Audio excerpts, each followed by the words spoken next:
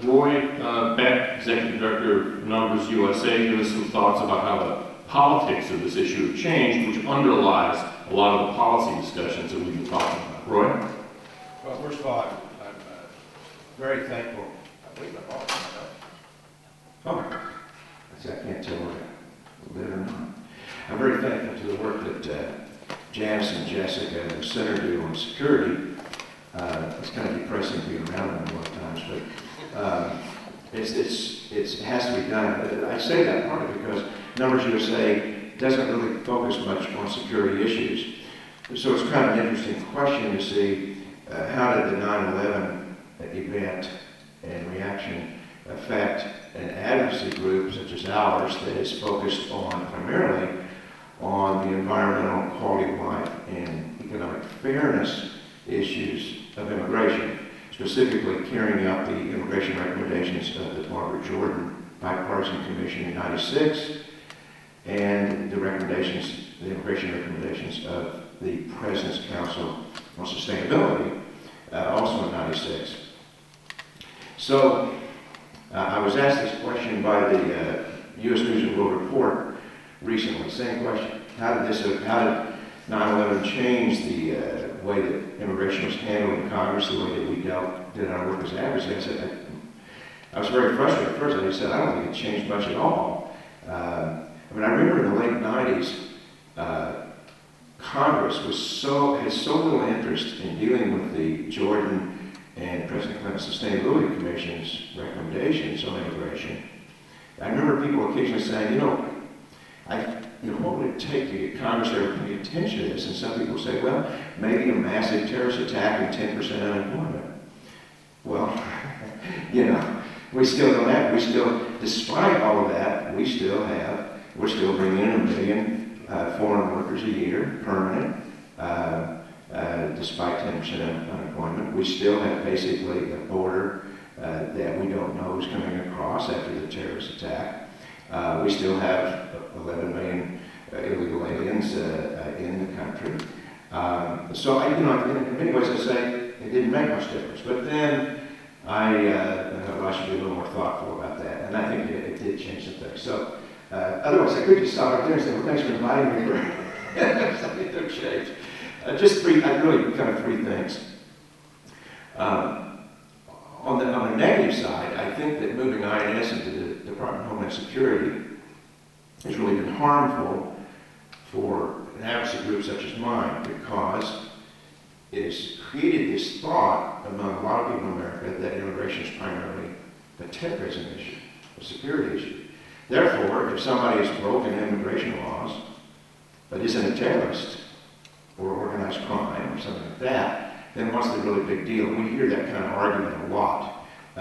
You'll see newspaper stories constantly say this person's not connected to terrorism, not a criminal, not engaged in a criminal syndicate. Why can't the person stay? Well, see, that really moves when you think about when immigration was in the Department of Labor, which I wasn't alive at that point, I don't think, but when it was in the Department of Labor, it was a labor issue. You wouldn't say that. You say, well, illegal aliens are a problem in this country because they're taking jobs.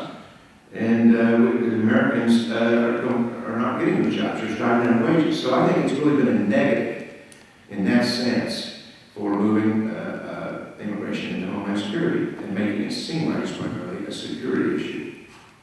The pro side, I guess the upside of that, is that I think that after 9/11, a lot of the rose-colored glasses came off for Americans. Americans are very romanticize immigration to the point that they don't think that immigrants are people. And I think 9/11 did cause a lot of people to realize, oh, immigrants can be really bad people, just like Americans can be really bad people. And that's been helpful, I think, in terms of getting Americans to be a little more aware of the fact that immigration isn't a policy that needs to be able to go like any other. Okay, second aspect.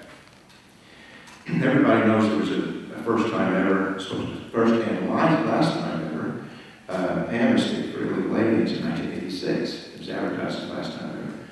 But most people don't think about the fact that in the 90s there were 6 amnesties. Between 90 and 2000, there were 6 amnesties. They weren't mass blanket amnesties, the Nicaraguan amnesty, Haitian amnesty, etc. There are 6. This is just a regular thing, boom, boom, boom. Bush was ready to try to pass another amnesty. In fact, there's supposed to be a vote in the House on an amnesty the day of 9/11. So there have been no amnesties since the 9/11. So 6 in the decade leading right up to 9/11, 0 since. And I think it might have to, although I think Numbers USA and our mobilized citizen groups are really important. I think we have to give 9/11 probably a little bit of credit for that in the sense of giving more people a reason to pay attention to immigration. I think it causes Congress, has caused Congress to be more careful. It also, I think, it definitely helped get through Sensenbrenner's Real ID. Real ID is primarily about security, but for 20 years, people on my side of the issue have said one of the ways we've got to tackle illegal immigration is for driver's licenses to be real. And so even though it's put in there primarily for security reasons, it's very helpful to us in our advocacy efforts. And then finally, another, I think, really bad thing that came out of, for advocacy that came out of 9/11 was it put so much focus on the border. You can see this in these GOP debates, these presidential debates. People ask about immigration, it's like border. It's like, what, the borders? It's like the border is the only thing about immigration. Well, the border's a tiny piece of immigration. I mean, when you talk to the border, even when you talk to the border control people, they say, well, the number one issue is the jobs magnet. It's not the border, it's the jobs magnet when it comes to the number of illegal immigrants. So it's caused a lot of people to just focus so much on the border that they miss all these other issues about why should we have the water, why should we have chain migration, what about the environmental consequences, what about legal immigration, which is what the Jordan Commission was primarily focused on, legal immigration, getting legal immigration numbers down.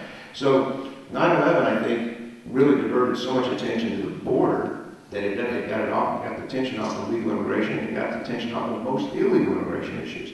That's been bad.